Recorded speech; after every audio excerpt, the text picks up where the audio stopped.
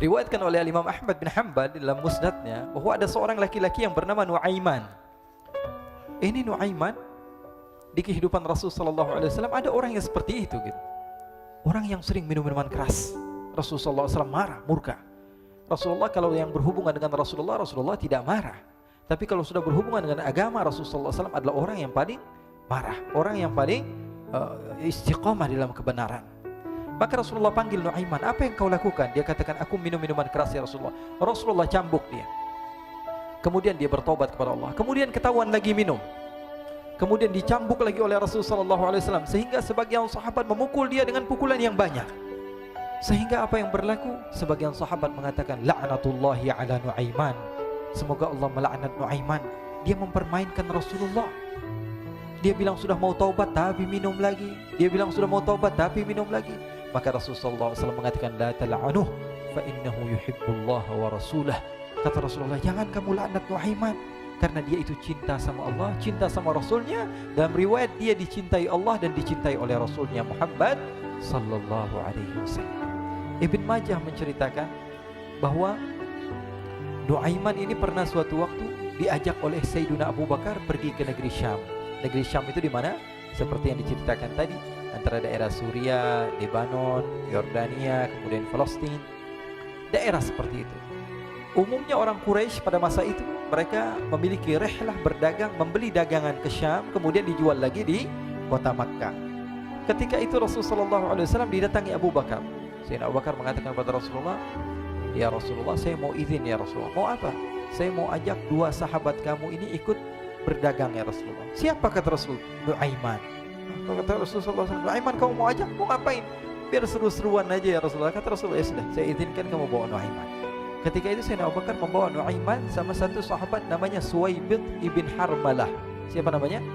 Suwaibid ibn Harmalah. Ini sahabat Rasulullah SAW yang memiliki sifat yang berbeda-beda. Kalau Nuaiman ini aneh. Pernah Rasulullah SAW dibawain makanan banyak, dikasih Rasulullah, dikasih sahabat semua. Semuanya sudah makan, tiba-tiba si Nuaiman ini, sahabat Nabi Nuaiman mengatakan kepada Rasulullah, ya Rasulullah, ini yang penjualnya, tolong kau yang bayar ya Rasulullah. Makanan udah habis. Makanan udah habis, Rasulullah SAW bingung, saya yang bayar. Akhirnya Rasulullah katakan kepada sahabat, ayo keluarkan uang, kita patungan, kita bayar. Rasulullah aja dimainin, apalagi kita orang. Sallu ala Nabi Muhammad. Nuaiman diajak Sayyidina Abu Bakar. Kata Rasulullah SAW, benar kamu mau ajak Nuaiman? Iya ya Rasulullah. Diajaklah akhirnya. Diceritakan dalam riwayat Ibn Majah, diceritakan juga dalam Siyar A'lam An-Nubala, diceritakan juga dalam musnadnya Imam Ahmad bin Hanbal, dalam riwayat Imam Ahmad bin Hanbal. Maka diceritakan Nuaiman diajak oleh Sayyidina Abu Bakar. Sesampainya di negeri Syam, semua dibagi tugas. Fulan bin Fulan kerjaannya ini, Fulan bin Fulan kerjaannya ini, semua memiliki kerjaan. Nuaiman tanya, wahai Abu Bakar, kerjaannya saya apa wahai Abu Bakar? Kata Sayyidina Abu Bakar, kamu mau ngapain terserah kamu wahai Nuaiman. Yang penting kamu ikut saya kan. Kemudian satu di antara mereka namanya Suwaibid ibn Harmalah. Ditanya oleh Sayyidina Abu Bakar, wahai Suwaibid, kamu mau kerjaan apa? Kata Suwaibid, terserah kamu wahai Abu Bakar. Kata Sayyidina Abu Bakar, kamu menjaga makanan, karena saya tahu kamu ini adalah orang yang senantiasa menjaga amanah. Suwaibid ini kalau disuruh maju dia maju, disuruh mundur dia mundur, disuruh ke kanan dia ke kanan, disuruh ke kiri dia ke kiri. Orang yang ikut aja. Kalau Nuaiman beda, disuruh maju dia ke belakang, kasih sen kanan ke kiri belok. Nuaiman itu orang yang berbeda. Maka Suwaibid mendapatkan tugas, semua mendapatkan tugas kecuali Nuaiman. Sehingga ikhwani, apa yang berlaku, apa yang terjadi? Sayyidina Abu Bakar pergi sibuk dengan kesibukannya, sehingga datanglah waktu siang. Nuaiman sudah lapar. Nuaiman cari makanan. Dia nggak punya uang, diajak Sayyidina Abu Bakar tapi tidak diberikan uang. Sehingga dia cari-cari makanan. Dia tahu Suwaibid yang jaga makanan, dikatakan, wahai Suwaibid, saya mau makan, berikan kepada saya satu roti saja. Yang terpenting apa? Saya makan sekarang, saya sudah lapar. Kata Suwaibid, ya Allah Nuaiman, kita tunggu Abu Bakar saja sehingga dia datang, karena ini amanat. Amanat dari Abu Bakar, saya tidak boleh berikan kepada siapapun kecuali atas izin Abu Bakar. Kata Nuaiman, kasih saya makanan, kalau tidak saya bikin masalah sama kamu. Merah wajahnya Suwaibid, karena dia tahu, jangankan saya, Rasulullah aja dimainin. Bingung, apa yang harus saya lakukan? Akhirnya Nuaiman bilang, gampangannya aja, kata Nuaiman, kamu kasih saya makanan atau kalau tidak saya bikin masalah sama kamu. Bingung Suhaib pikir panjang. Setelah itu dia katakan, ya sudah Nuaiman, saya tetap mau jaga amanah Abu Bakar karena saya takut ini adalah perintahnya Allah, perintahnya Rasulullah sallallahu alaihi wasallam dan perintah daripada Abu Bakar sahabatnya Nabi. Kata Nuaiman, kalau memang begitu kamu maunya, ya sudah, berarti kamu ngajakin berantem sama saya. Nuaiman pergi ke pasar. Dia cari-cari tempat penjualan hamba sahaya. Dia lihat-lihat beberapa hamba sahaya. Ini berapa harganya? Ini katanya 10 qalanis. Ini berapa? Ini harganya hitungan orang zaman dahulu. Kita sih hitung seperti dirham, berapa ratus dirham gitu. 200 dirham. Yang ini berapa? 300 dirham. Yang ini berapa harga hamba sahaya? 300 dirham. Harganya antara 300, 200 sampai 100. Kemudian Nuaiman mengatakan kepada penjual hamba sahaya tersebut, saya punya juga hamba sahaya, tapi saya jual cuma 20 dirham saja, murah. Apa benar ada hamba saya harganya segitu? Iya, karena dia punya aib, ada kekurangan. Apa? Nanti kalau kalian tangkap, dia bakalan teriak, saya ini bukan hamba sahaya tapi orang merdeka. Akhirnya semua orang berkumpul mau beli. Ini Nuaiman sama Nuaiman diajak ke Suhaib bin Harmalah tadi. Kata Nuaiman, itu ada orang yang berdiri sedang menjaga makanan, itu hamba sahaya saya, tangkap saja. Oh baik. Diberikan uang 20 dirham, dimasukkan oleh Nuaiman ke kantongnya, kemudian Suhaib ditangkap. Ketika ditangkap, Suhaib teriak, saya bukan hamba saya orang merdeka. Maka orang-orang tersebut mengatakan, saya sudah tahu kekurangan kamu. Ini memang kekurangan kamu, memang kamu, tapi saya tidak perlu dengan bacot kamu, yang penting kerjanya kamu gitu. Ya kan hamba saya untuk apa? Untuk kerja. Mau dia ngomong apa, mau ngomel terserah, yang penting dia mau kerja. Akhirnya ditangkaplah Suhaib dan dijual di pasar. Nuaiman punya uang banyak ini. Dia beli makanan, dia beli minuman, dia beli hadiah buat Rasulullah. Dia beli macam-macam di negeri Syam ini. Waktu itu adalah superpower, adidaya Romawi. Pada masa itu semua barang mahal, tapi Nuaiman banyak uangnya. Dia belanja ini, belanja itu, sehingga Sayyidina Abu Bakar pun pulang. Ketika Sayyidina Abu Bakar pulang, Sayyidina Abu Bakar cari, mana ini Suhaib? Kita semua sudah lapar. Kata Nuaiman dengan mudahnya dia mengatakan, sudah saya jual wahai Abu Bakar. Maka Sayyidina Abu Bakar bertanya, apa yang kau lakukan wahai Nuaiman? Diceritakan oleh Nuaiman dengan jujur. Nuaiman ini orangnya apa adanya, tapi nyusahin. Saya jual. Akhirnya dibawa oleh Nuaiman, Sayyidina Abu Bakar pergi ke mana? Ke pasar. Lalu dibeli lagi oleh Sayyidina Abu Bakar As-Siddiq Suhaib yang tadinya orang merdeka menjadi hamba sahaya sebentar, kemudian dibeli lagi oleh Sayyidina Abu Bakar. Pulang ke Madinah, kisah ini diceritakan di hadapan Rasulullah SAW. Maka perawi mengatakan, fadhahikan nabiyyu hatta badat nawajiduhu. Ketika diceritakan kisah Nuaiman tersebut dengan Suhaib, Rasulullah tertawa sejadi-jadinya sehingga gigi geraham Rasulullah SAW nampak di wajah mata para sahabat. Sehingga perawi lain mengatakan 1 tahun berlalu Rasulullah, setiap ada tamu yang datang pada Rasulullah, Rasulullah akan ceritakan kisah Nuaiman menjual Suhaib tersebut. Jadi ada ikhwani, jangan kalian kira Rasulullah SAW itu hidup di satu masa sahabat-sahabatnya itu seperti ustadz-ustadz yang khusyuk, yang kayak Habib bin Anis ini banyak.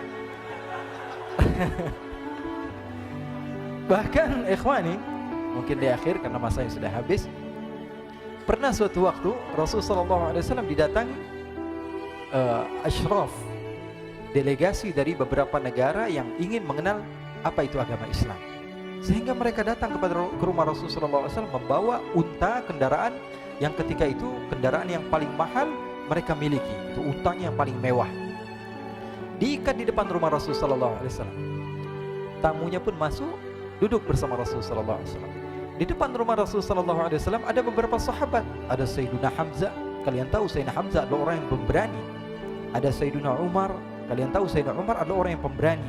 Ada Sayyiduna Ali bin Abi Thalib, ada Sayyiduna Sa'ad bin Abi Waqqas. 4 sahabat ini lagi nongkrong gitu depan rumahnya Rasulullah SAW, berjaga sebelum Allah Subhanahu wa taala turunkan ayat wallahu ya'simuka minan nas.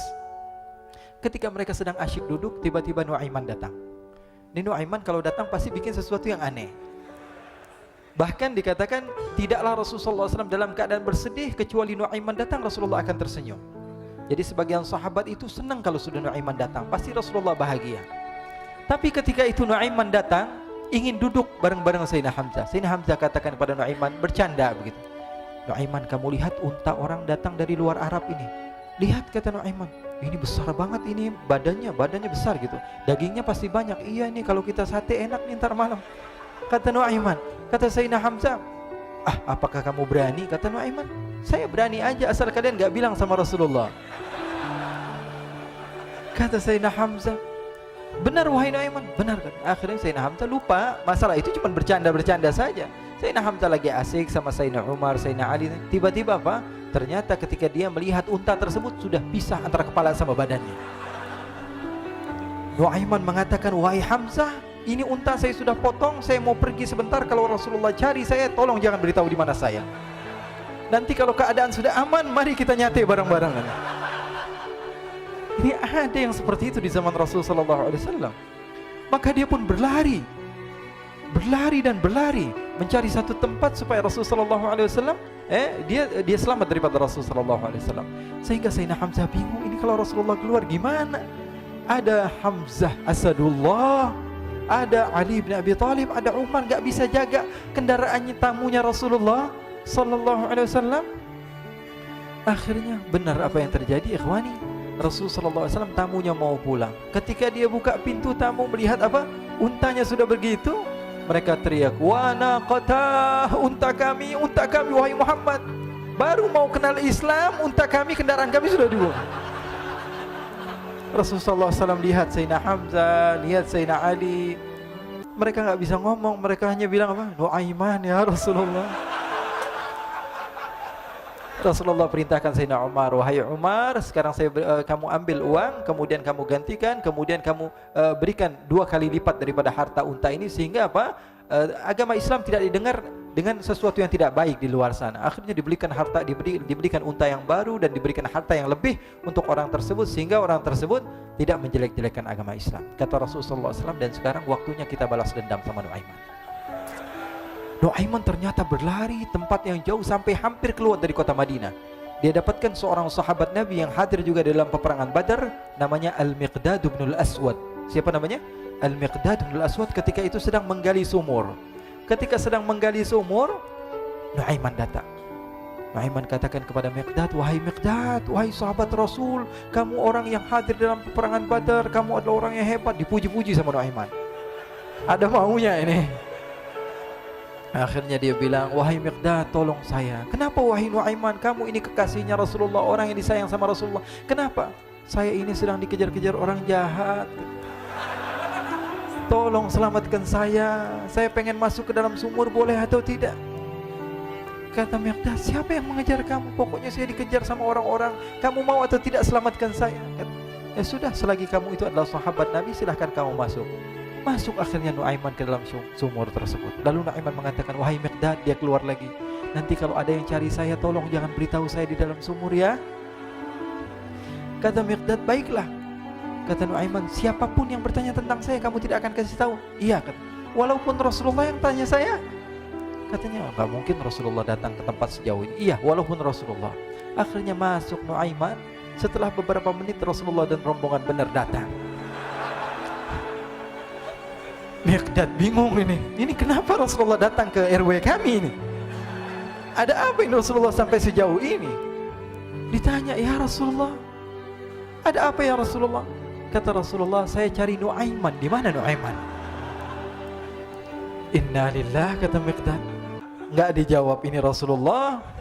Kalau dijawab saya ingkar janji. Akhirnya apa dia katakan? Wahai Rasulullah, mata saya tidak memandang kepada Nuaiman, tapi tangannya nunjuk ke dalam sumur. Sahabat.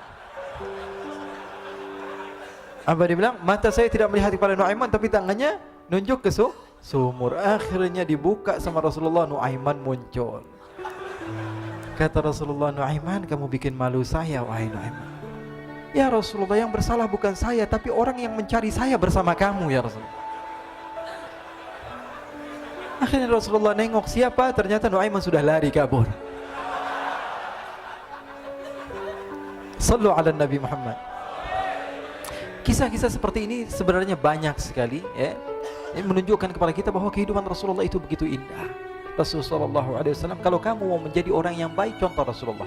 Mau menjadi bapak yang baik, contoh Rasulullah. Mau menjadi pemimpin peperangan yang baik, Rasulullah. Mau menjadi murid yang terbaik, contoh Rasulullah. Bagaimana akhlak Rasulullah. Mau menjadi suami yang baik, contoh Rasulullah. Dalam segala hal, apapun itu, Rasulullah SAW adalah makhluk yang paling terbaik.